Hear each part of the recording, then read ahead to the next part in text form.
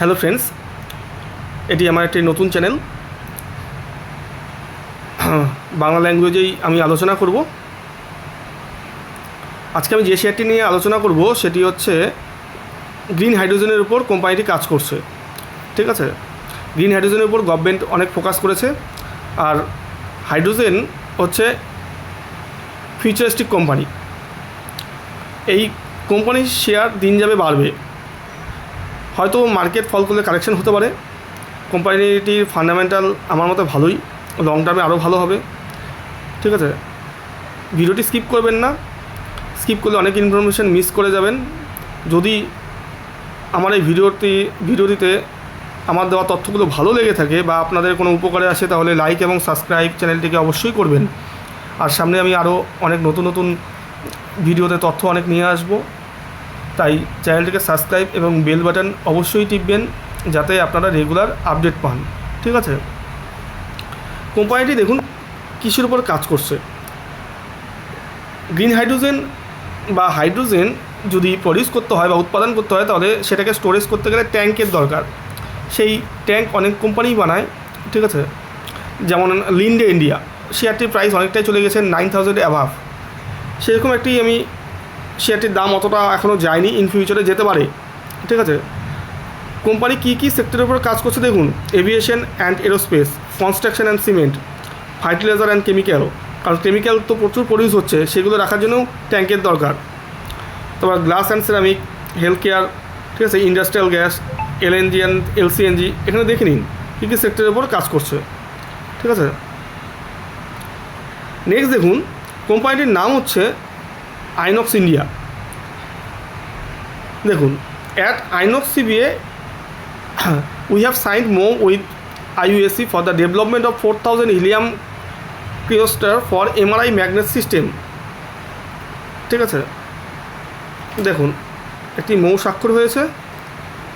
আর এখানে দেখুন কোম্পানির আমি ইম্পর্টেন্ট তথ্যগুলো আমি আইডেন্টিফাই করছি।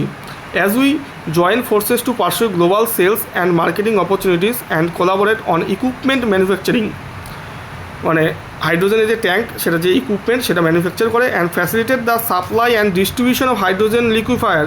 দেখুন এখানে hydrogen liquefiers, we strengthen our commitment two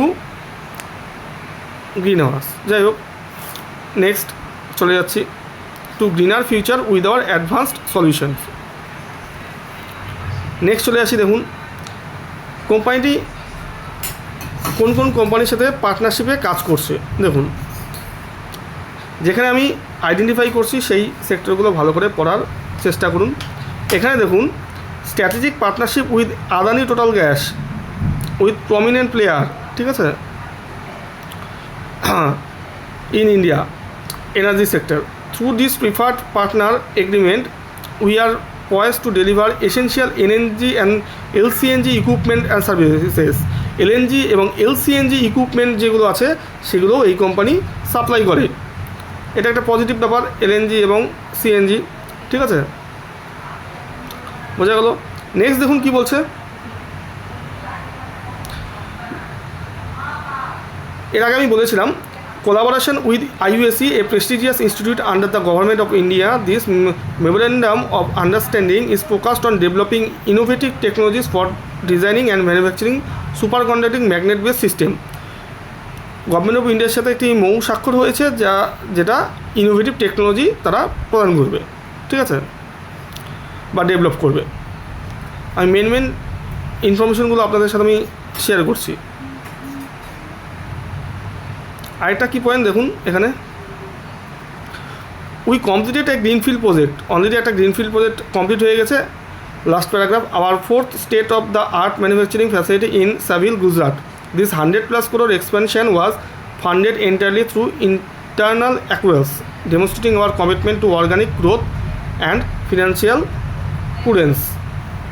ঠিক আছে, কি বললাম এই জায়গাটা, ঠিক আছে, ভালো করে পড়ুন আপনারা, তাহলে বুঝতে পারবেন। ঠিক আছে,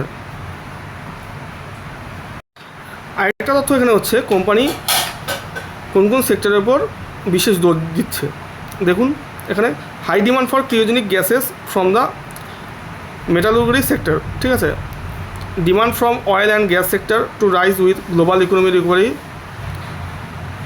তারপর shift to lower carbon fuels to drive demand for LNG. এই সমস্ত তথ্যগুলো আপনাদের কাছে আমি তুলে ধরলাম। ঠিক আছে, ক্রিওজেনিক যে ইকুইপমেন্ট রয়েছে সেটা এই কোম্পানিটি প্রডিউস করছে। ঠিক আছে, এখন কোম্পানিটির চার্টে চলে যাচ্ছি। আমি অলরেডি সাপোর্ট এবং রেজিস্ট্যান্স জোন আমি ড্র করে রেখেছি। দেখুন সাপোর্ট প্রাইসটা হচ্ছে, আমি আমার ফটোটা ডিলিট করে দিই।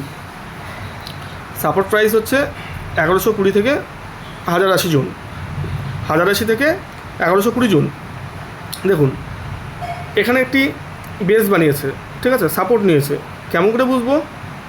স্কিপ করবেন না, স্কিপ করলে অনেক ইনফরমেশন মিস করে যাবেন। এই জোনটা একটা বেস করেছে, প্লাস এই জোন ডাবল বটন তৈরি করেছে। ঠিক আছে, এটা রেজিস্ট্যান্স, এটাও রেজিস্ট্যান্স জোন। ঠিক আছে, নেক্সট রেজিস্ট্যান্স এখানে হবে। ঠিক আছে,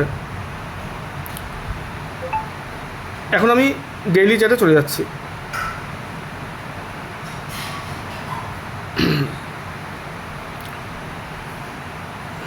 দেখুন আমার সাপোর্ট জোন আমার ড্র করা রয়েছে।